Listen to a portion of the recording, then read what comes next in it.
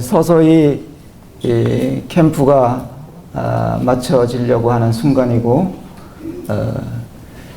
이스라엘 백성들이 광야에 생활할 때 구름 기둥이 움직이기 시작하면 짐을 쌌잖아요. 오늘이 또 우리는 그러한 날인 것 같습니다.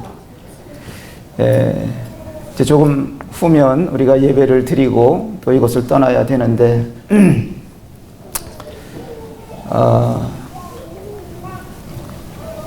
저는 아날로그 시대에 주님을 믿은 사람이에요.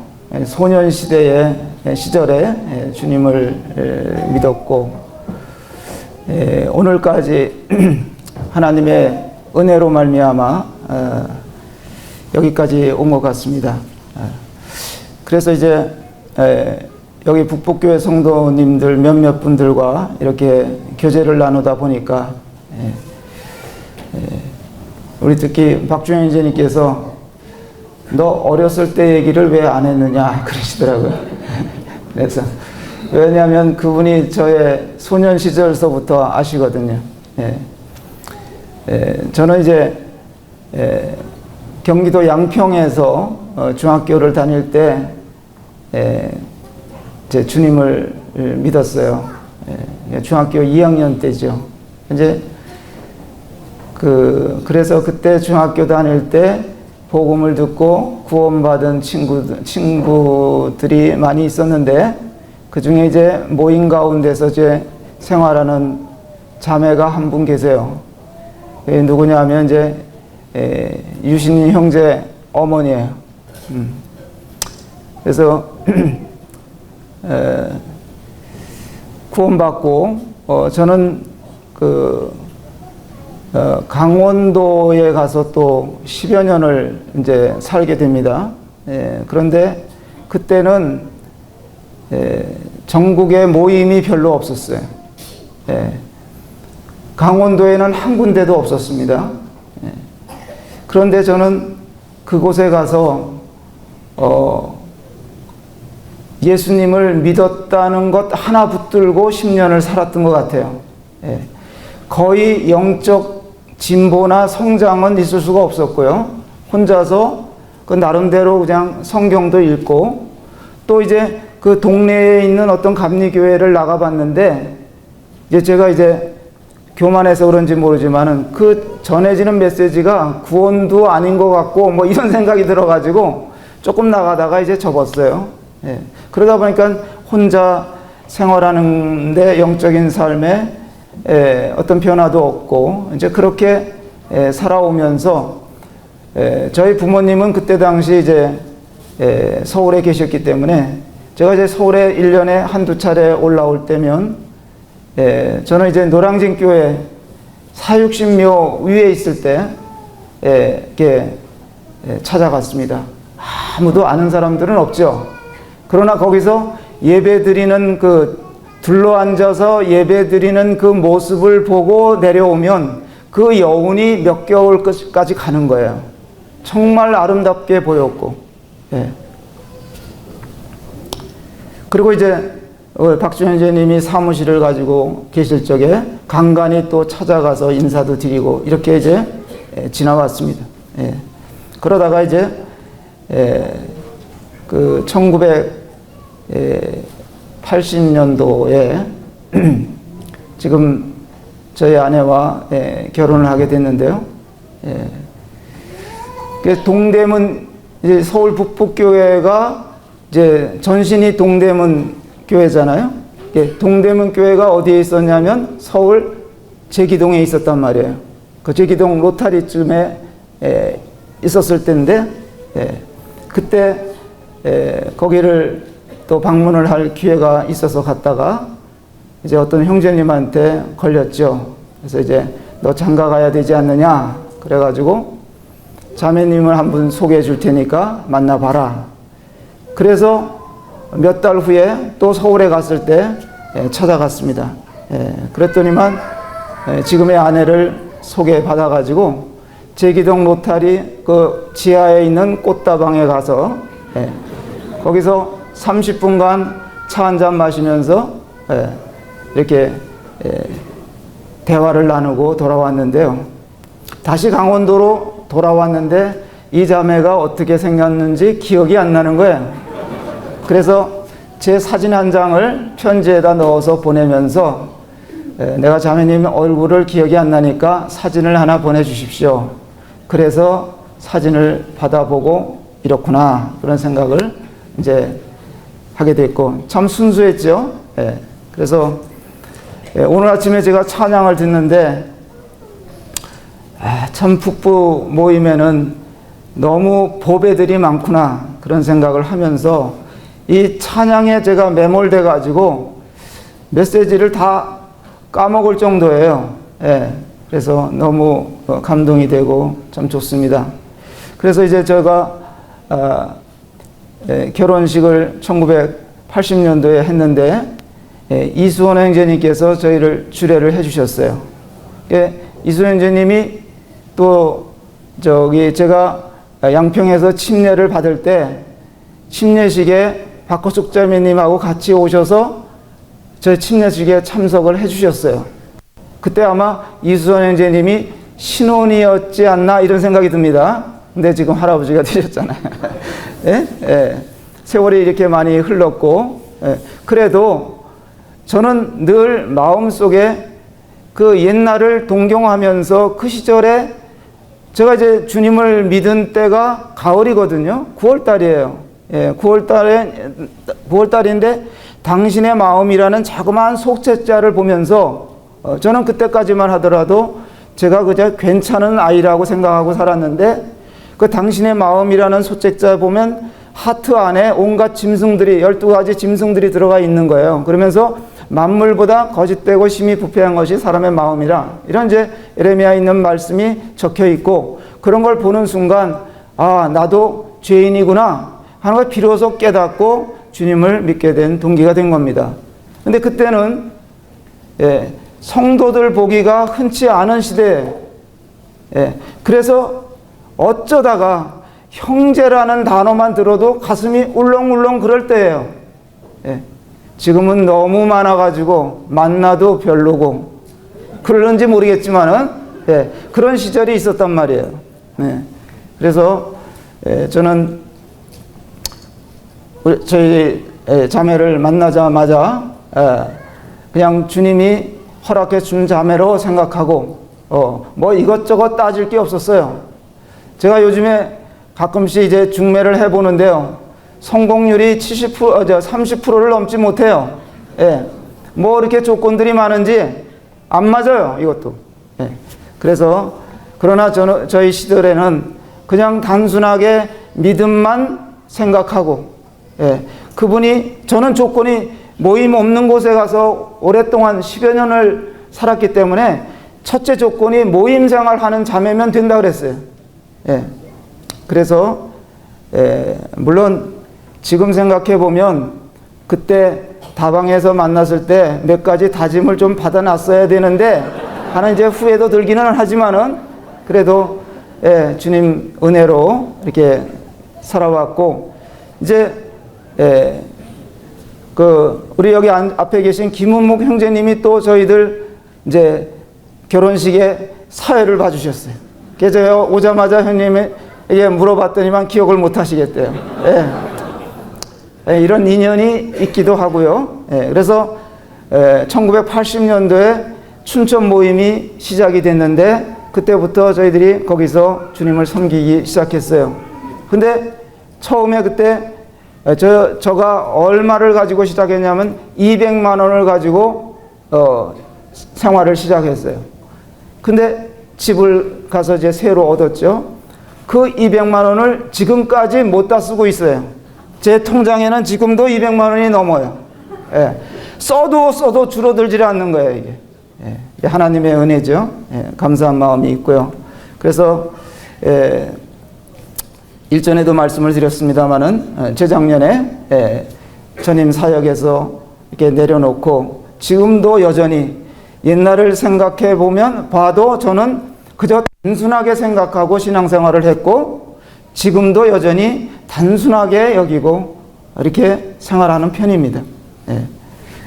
그런데 지금까지 살아오면서 제가 풀리지 않는 숙제가 하나 있는데, 그게 뭐냐면 여러분들께서도 공감하실지는 모르겠습니다만은, 하나님은 왜 나보다 더 유능하고 써먹을 구석이 많은 사람들이 세상에 그렇게 많은데 왜 나 같은 자를 부르셨냐는 거예요. 이것은 제가 아무리 곰곰이 생각해 봐도 잘 모르겠어요. 그러나 아마 이유라면 하나님의 주권적인 사랑 때문이 아니겠는가, 그런 생각만 할 따름입니다. 내가 비록 부르심에 부합하는 합당한 삶을 살지 못해도 주님께서 날 사랑하신다는 것은 결코 취소될 수 없지 않느냐는 거예요. 왜냐하면 하나님의 사랑하심은 내가 잘났든 못났든 잘하든 못하든 그 사랑은 변함이 없으신 거다. 또 하나님의 사랑은 차원이, 인간과는 차원이 다른 삶이기 때문에, 또 포기하지 않는 사랑이기 때문에 감당할 수 없는 사랑을 우리는 받고 있는 것이다. 부모가 자식을 그 사랑함에 있어서 변함이 없는 것처럼 우리들, 이 부모님들은 다 하나님의 사랑을 닮아서 자식들을 그렇게 사랑하고 살지 않습니까? 그런데 참 우리가 살고 있는 이 시대는 위기의 시대가 아닌가, 이런 생각도 해보게 됩니다. 맛을 잃어버린 시대가 아닌가, 그리스도인들의 맛을. 우리는 소금인데, 소금이라고 하셨는데 소금이 맛을 잃어버린다든지 향기를 잃게 된다면 신앙의 위기가 오는 것이 아니겠는가, 이렇게 생각을 해봅니다. 여기 와서 제가 이제 식사를 하면서 가만히 이렇게 보니까 많은 분들이 김치 맛이 좋다 그러세요. 맛있게 드셨죠, 김치가? 참.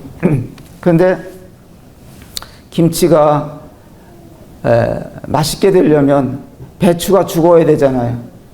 배추가 몇 번 죽는가? 한 세어보면 5번 정도는 죽어요. 배추가 밭에서 잘리고 절여지고 갈라지고 양념에 죽고 입에 씹히고 수없이 죽어야 그게 우리가 맛있다, 맛있는 김치를 먹는다, 이렇게 이제 되는 것이죠.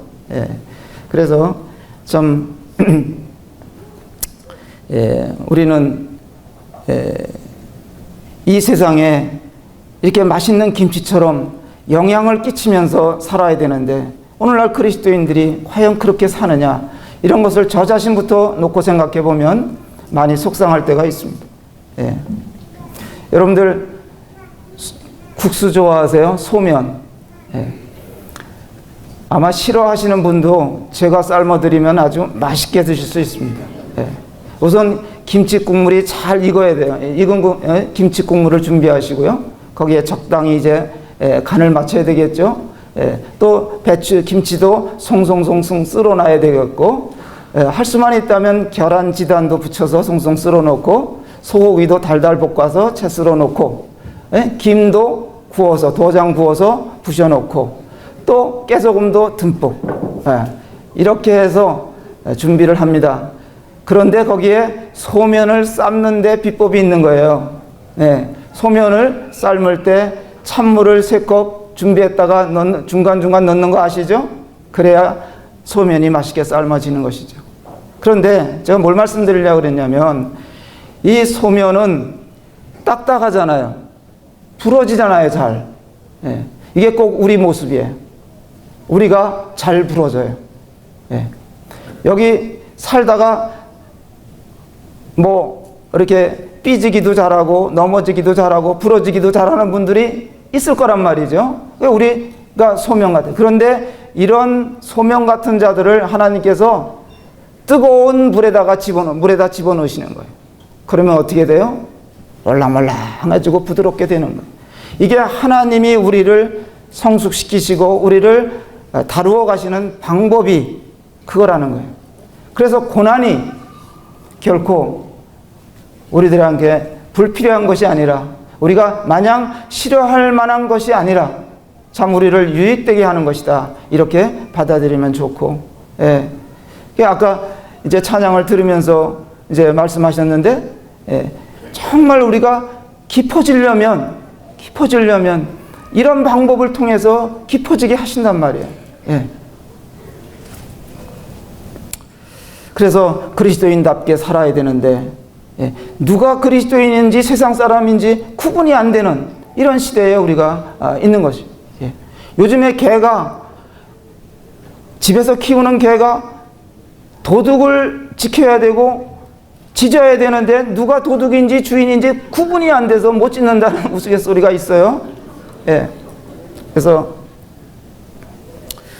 예, 정말 우리가 이기적인 이런 성향을 나타내고 나만 생각하고, 예, 예, 자기 희생을 원치 않는 이런 모습에서 우리의 맛과 향이 잃어가지 않나, 그런 생각을 좀 생각해 보면서 저의 인생을 이렇게 조금 살아오다 보니까, 예, 주님 믿고 그냥 주님이 좋아서 저는 그렇게 달려온 삶이다, 이렇게 생각을 해보게 됩니다.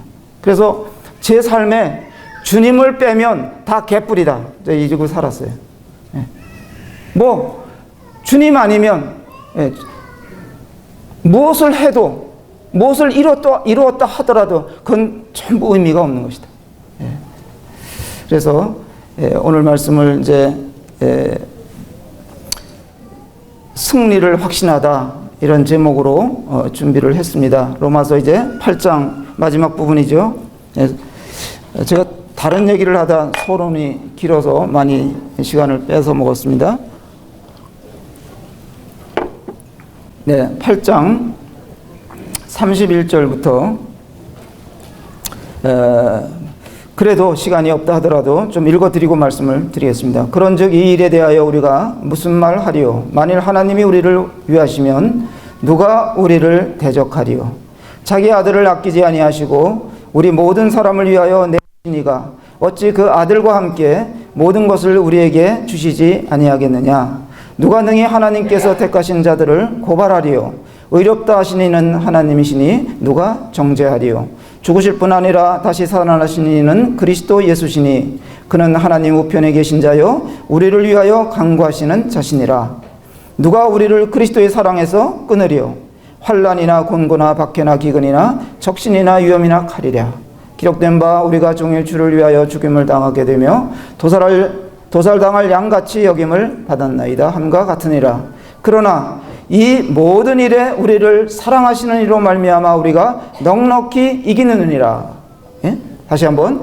그러나 이 모든 일에 우리를 사랑하시는 이로 말미암아 우리가 넉넉히 이기느니라.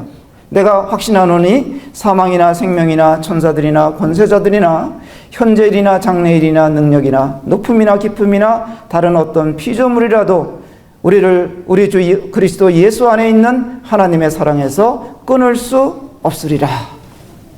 예, 참 놀라운 말씀입니다. 예, 아마 이 말씀이 이번 캠프에서 또 하이라이트가 아닌가. 예, 이 말씀만 그냥 읽어도 좋은 말씀이에요. 예, 뭐 제가 이것저것 덧붙인다 하더라도 그것은 별 의미가 없을 수 있어요. 예. 성령 안에 사는 삶. 예. 이 본문 말씀은 이런 주제에 맞게 이것은 승리의 노래다, 이런 생각을 해보게 됩니다. 승리하는 삶보다 큰 기쁨을 주는 것은 없겠죠. 예. 누군가가 우리나라 대표팀 운동 경기하는 팀이 나가서 승리하면 온 국민이 기뻐하잖아요. 예. 어떤 사람은 까무러치는 사람들도 있어요. 우리나라가 어제 이기면은 말이죠. 예. 그래서 운동 경기에서 보면 상대를 잘 분석하고 대응하면 승리는 따놓는 거예요. 우리도 영적인 삶에서 우리를 대적하는 세상과 사단에 대해서 분석을 잘 하고 있으면 그런 상대가 안 되는 거예요. 어느 집에 농촌의 어느 집에 개가, 큰 개가 한 마리가 있어요. 네. 아주 싸나운 개.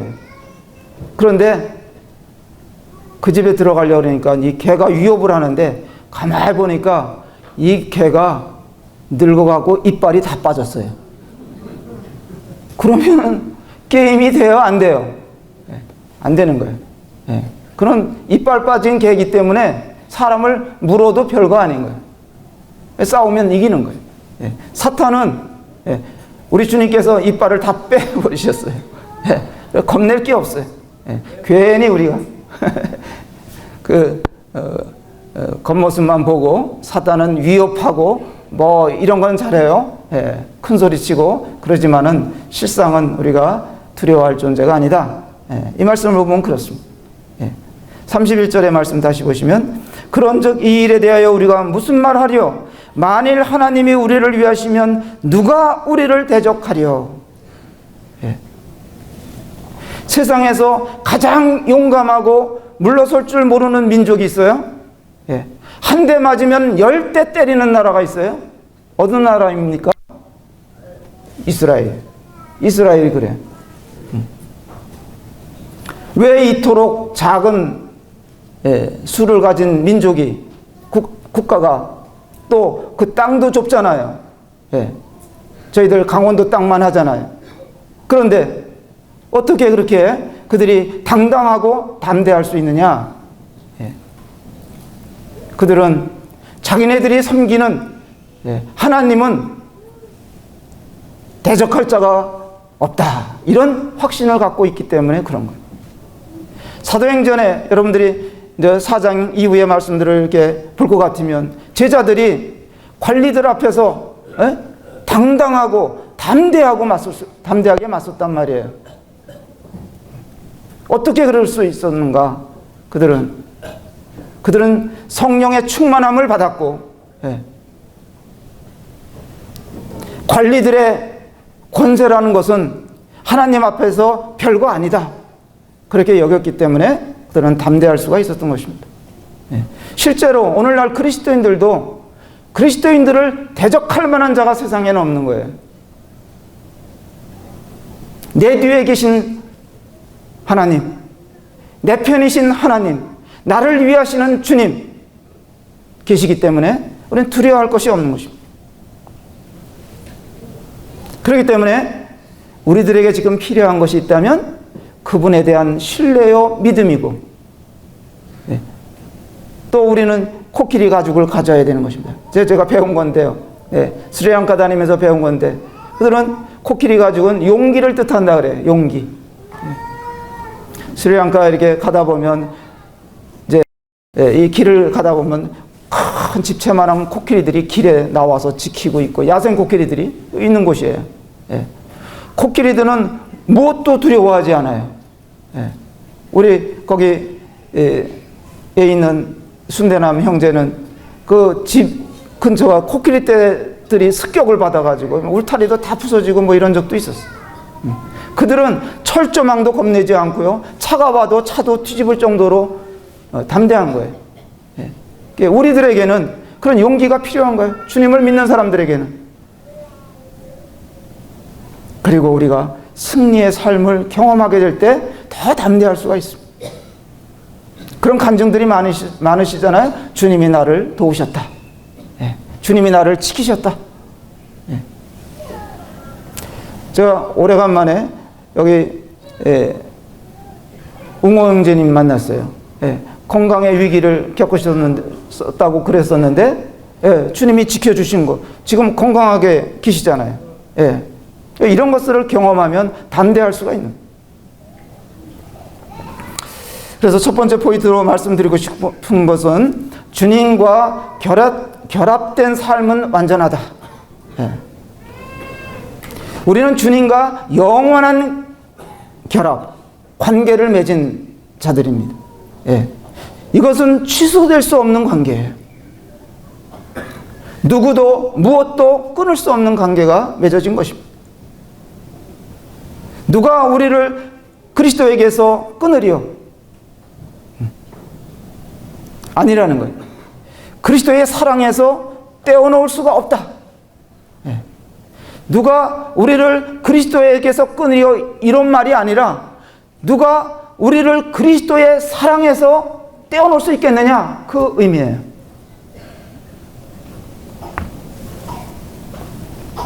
우주 만물의 주인이신 그분께서 나를 사랑하신다면 누가 우리를 건드리겠어요?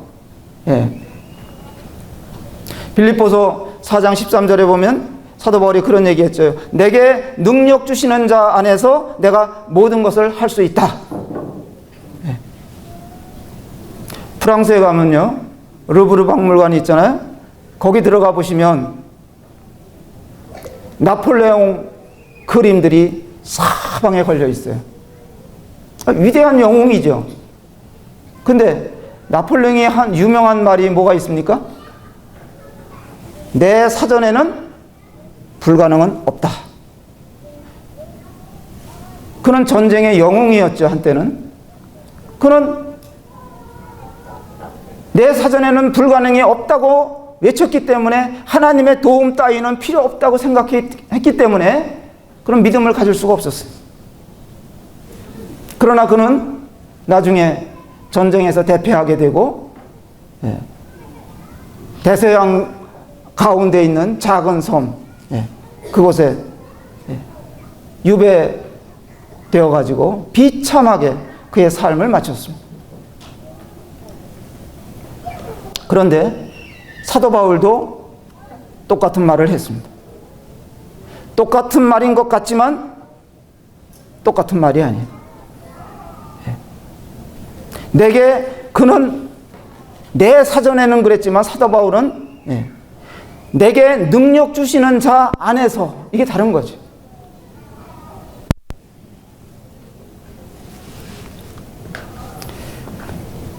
우리는 주님을 믿고 주님 안에 있고 주님을 의지하고 주님과 완전한 하나가 되어서 결합이 되어서 우리의 삶을 드리고 있다는 사실을 기억하시게 되기를 바라겠습니다. 근데 두 번째로는 삶은 생각이 지배하는 것이다. 이 말씀을 좀 드리고 싶어요. 8장 5절에 보시면 이런 말씀이 있습니다. 8장 5절에 육신을 따르는 자는 육신의 일을, 영을 따르는 자는 영의 일을 생각하나니, 이렇게 되어 있죠. 육신의 생각이 지배하면 신앙생활에도 금이 가는 거예요. 균형이 무너지는 거예요. 돈만 생각하고 즐길 거리만 생각하고 그렇게 살면 육신적인 행동이 뒤따라오는 겁니다. 세상과 가까워지면, 그리스도인들이 세상과 가까워지면 어떻게 되겠어요? 사고가 생기는 겁니다. 요한일서 2장 15절에 보면 이 세상이나 세상에 있는 것들을 어떻게 하라 그랬습니까? 사랑하지 말라. 자, 자동차가 가볍게 부딪히는 것을 무슨 사고라 그럽니까? 접촉사고라 그래요. 그런데 뒤에서 와서 콩 받는 것을 무슨 사고라 그래요? 대형사고요? 추돌사고. 추돌사고라 그래요. 근데 정면으로 자동차가 꽝 하고 부딪히면 이거 뭐라 그래요? 정면 충돌이라 그래요. 물체가 닿는 것. 이 물체와 물체가 닿으면 문제가 생기는 거예요. 자동차는 그래서 닿으면 안 돼요. 닿으면 안 돼요, 자동차는. 어쨌거나. 사고가 난 것입니다. 아주 그냥 조금만 기스가 가도 상대방이 가만 안 있어요, 요새는. 아주 뭐 목을 움켜잡고 뭐 이러고 나와가지고 사고가 난 거예요. 우리 그리스도인들은 이게 세상과 닿으면 안 된다는 거예요. 세상과 닿. 내가 이 마음이 세상과 닿아 있다. 이거는 이제 사고가 났다. 그렇게 보시면 돼요. 남녀가 서로 만나는데 강력하게 닿으면 이게 충돌이 되는 거예요. 이게 사고가 나는 거예요. 청년 형제자매들 조심하세요. 정면 충돌하면 사고가 나는 거예요. 그렇게 되면 데마와 같은, 세상과 다 버리면은 데마와 같은 사람 여기서 안 나온다는 보장이 없는 거예요.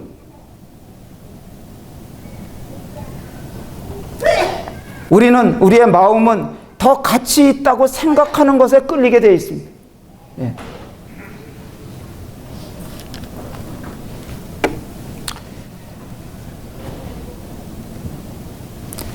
세상과 가까워지고 우리의 생각이 육신적인 생각에 빠져서 흘러가다 보면 우리는 원망도 나올 수 있고 불평도 나올 수 있고 여러 가지, 심지어는 어떤 일을 내가 당하면은 보복할 생각도 나타나는 거예요. 다윗이 자기 아들 압살롬에 의해서 쫓겨서 나갈 때, 시므이라는 자가 나타나서 이 비루한 자여 가거라 가거라 피 흘린 자여 뭐 이래가면서 막 저주를 쏟아내면서 따라왔잖아요. 그런데 자기 옆에 있던 신하, 누구죠? 그게 아비새인가요? 아비새가 제가 건너가서 저자의 목을 치리까? 그러니까 다윗이 뭐라 그랬습니까? 냅둬라 그랬어요. 하나님께서, 주님께서 저를 통해서 나에게 그런 말을 하게 하셨는지 어떻게 알겠느냐? 하나님이 하시게 내버려둬라. 그런 보복할 생각을 하지 않았습니다. 여러 차례 그런 일들이 있을 때 그랬습니다. 그 다음에 성령 안의 삶은, 성령 안에서의 삶을 잘 살려면 여유가 있어야 되는, 삶의 여유를 가지셔야 돼요. 여기 말씀해 보면 35절에 보시면 누가 우리를 그리스도의 사랑에서 끊으리요? 환난이나 곤고나 박해나 기근이나 적신이나 위험이나 칼이라.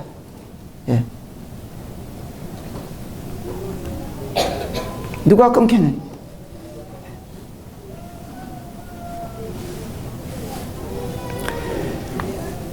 온유함이 우리를 지켜주는 것인데요. 그 말씀이 어디 있냐면 37절에 있네요. 37절에 보면 그러나 이 모든 일에 우리를 사랑하시는 이로 말미암아 우리가 넉넉히 이기느니라. 이 넉넉함이라는 것은 온유함이라고 볼 수도 있고 부드러움이라고 볼 수도 있는 거예요. 성령의 열매 중에 하나일 수 있습니다. 기량이 뛰어난 운동선수들을 보면은 그 경기하는 모습을 보니까 굉장히 여유가 있어요. 부드러워요. 몸놀림이 부드러워요. 이게 차이점이에요. 성령 안에 우리가 삶을 충실히 살아가면 이렇게 성실하게 되고 온유함이 있게 되고 절제가 있는 것입니다.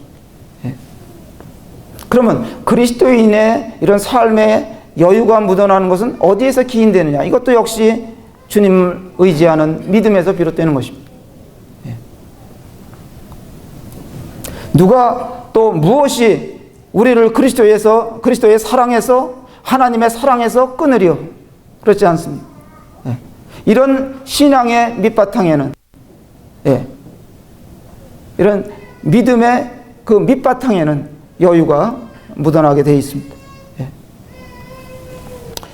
꽁을, 옛날에 꽁 잡는데요, 나무꾼이 꽁을 덜어 잡아와요. 옛날엔 나무를 할 때 이게 갈퀴로 긁어 오기도 하고 그랬던 때가 있잖아요.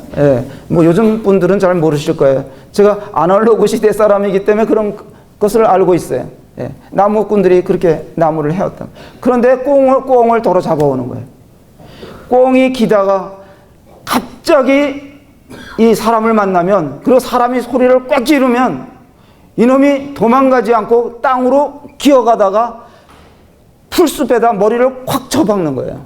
그러니까 안 보이잖아요. 그러니까 거기에 난 숨었다 이러고 있는데 나무꾼이 갈퀴로 딱 눌러서 잡아오는 거예요. 날아갈 수가 있는데, 날개가 있는데 급하니까 여유가 없는 거예요.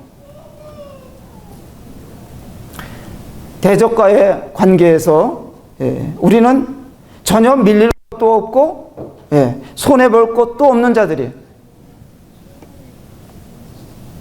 대개 싸움에서 지는 사람이 어떤 사람이냐? 제가 가만히 보니까 열받는 사람이에요. 이게 복음 전할 때도 그렇더라고요. 복음 전할 때 상대방하고 이제 막 변론을 하고 그러다가 열받으면 지는 거예요. 열받으면 지는 거예요. 여유가 있어요. 우리는 말씀을 가지고 조곤조곤. 누구를 만나도 우리는 복음 전할 때 겁날 것이 없잖아요. 우리는 확실한 구원에 대한 비밀을 알고 있기 때문에, 예, 우리는 조곤조곤 이야기해 줄 수 있는 자들이에요. 예, 뭐 여호와를 증인을 만나든 뭐 신천지 교인들을 만나든 뭐 겁날 게 없어요. 예. 운동에서 막 힘이 들어가고 뭐 이러면은, 예, 예, 그 경기가 잘 안 풀리는 거거든요. 예.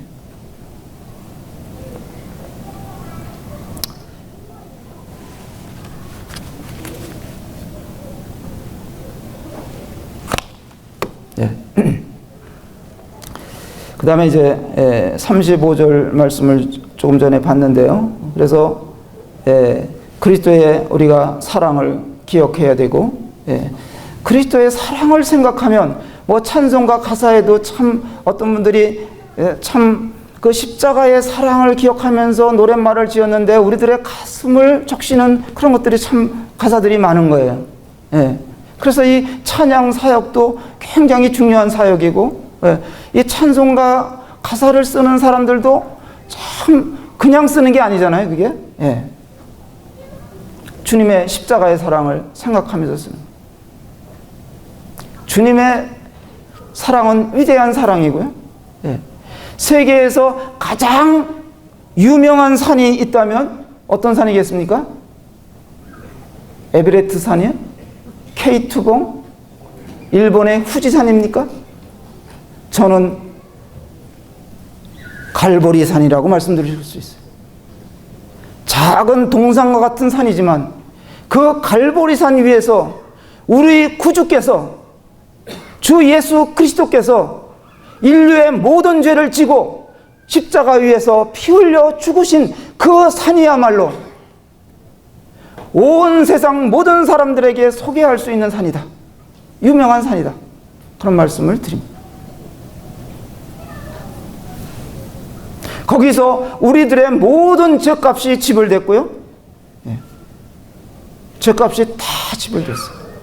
어떻게? 여러분들 백화점이나 마트에 가서 물건을 잔뜩 사시면 카드를 딱 내미시면 직원이 뭐라 그럽니까? 뭐라고 말해요? 누구야? 일시불이라 했어요? 이거 놀랍네요. 할부로 해드릴까요? 일시불로 할까요? 묻잖아요. 우리들의 죄값이 십자가 위에서 일시불로 다 지불됐다는 거 아닙니까? 할렐루야. 미납금이 없는 인생들이에요, 우리는. 이것이 여유가 아니겠습니까? 저는 이게 여유라고 말씀드리는 거예요. 걸릴 것이 없어요. 두려울 것이 없어요. 아들을 주신 분이 기타 등등 여러 가지 다 안 주시겠느냐? 바울이 지금 그 얘기를 여기서 했잖아요. 빼앗을 수도 없고, 정죄할 자도 더 이상 없고, 누가 감히 대적하거나 우리를 해할 자가 있겠느냐? 여기서 우리는 주님과의 관계가 얼마나 특별한 관계인지를 기억하게 됩니다. 마지막 구절 한번 보겠습니다. 높음이나 깊음이나 다른 어떤 피조물이라도 우리를 우리 주 그리스도 예수 안에 있는 하나님의 사랑에서 끊을 수 없으리라. 마지막으로 반복해서 이 얘기를 하고 있습니다. 우리가 무엇을 하거나 하지 않더라도 이 사랑이 약화되거나 취소될 수 없다는 거예요. 때로는 저의 삶이 마음에 안 들을 수도 있습니다. 제 자신부터가 마음에 안 들을 수가 있어요. 그런 구석들이 많이 있어요. 그래도 상관이 없습니다. 범사에 우리는 감사할 수가 있고요. 예. 모든 일에 기뻐하면서 살 수가 있습니다. 예. 이 자작구구, 자질자질한 이런 것들 때문에 그냥 마음 속상하고 그렇게 하지 마십시오. 예. 큰 그림을 보시고 주님을 바라보시고, 예. 어떠한 물론 우리 살면서 잘못하는 것들이 많지요. 예. 그거 뭐 인정할 수밖에 없지 않습니까? 그러나 더 이상 정죄함이 없다고 말씀하셨잖아요.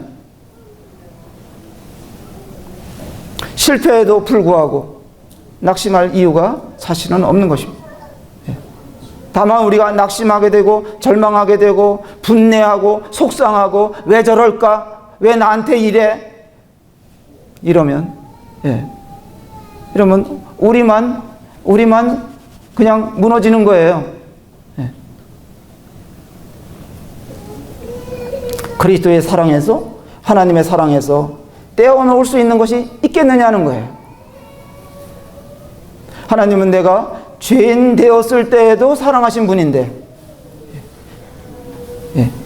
자녀된 이후에는 얼마나 더 사랑하시겠느냐는 말씀이죠. 구원받은 순간 성령님을 우리 안에 허락하셔서, 내주하게 하셔서 모든 상황에서 우리를 케어하시고 인도하시고 지키시는 거예요. 이보다 더 완벽한 보장은 없다. 저는 이번에 이런 주제를 받아들고 성령님을 다시 한번 생각해 보면서, 우리 하나님이야말로 가장 완벽한 보장을 우리에게 해주셨구나. 이보다 큰 보장은 없는 거예요. 그래서 성령님 안에 사는 삶은 성령님께서 내 안에서 자유롭게 일하시도록 우리의 마음을 드리는 거예요. 내어드리는 거예요. 그래서 우리가 해야 할 일이 있다면 이제 마음을 바꾸는 거예요. 마음을 바꿔서 주님께 내어드리는 거예요. 내 멍에는 쉽고 가볍다 그랬습니다. 내 짐은 가볍다 그랬습니다. 내 힘으로는 안 되는 것들이 얼마나 많습니까? 투성이에요. 안 되는 것들이에요. 우리가 구원받을 때를 생각해 보십시오. 어떻게 했습니까? 그냥 주님께 내 마음을 드린 거예요. 그것밖에 우리는 한 것이 없어요. 마음을 열어드린 거예요. 그리고 성령님이 도우셔서 우리가 구원받은 거 아니겠습니까? 삶도 그렇게 맡기는 거죠. 맡기는 게 뭐냐? 어떻게 하는 게 맡기는 거냐? 질문하신다면 수영을 배워보시면 압니다. 물에다가 몸을 맡기는 것이 어떤 것인지, 물에다가 몸을 맡기면 어떻게 되는지 수영을 배워보시면 아는 겁니다.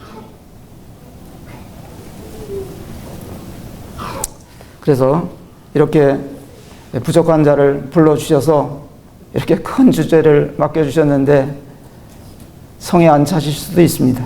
제가 그걸 잘 압니다. 그러나 또 이것도 어쩌다가 제가 와서 1시간 말씀 전하고 가면 그래 강원도 올챙이 국수나 한 그릇 먹었지 이렇게 생각하시는지 모르지만 연달아서 4시간의 말씀을 들으니까 지루하실 수도 있으셨고 그러나 이해해 주시면 고맙겠고요. 어쨌거나 이렇게 부족한 자를 불러주셔서 성도님들을 뵙게 해주신 영광을 기억하고 감사를 드립니다.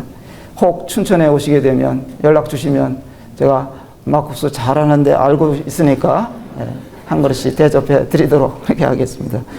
네, 여기까지 교제하고 마치는 걸로 하겠습니다. 감사합니다.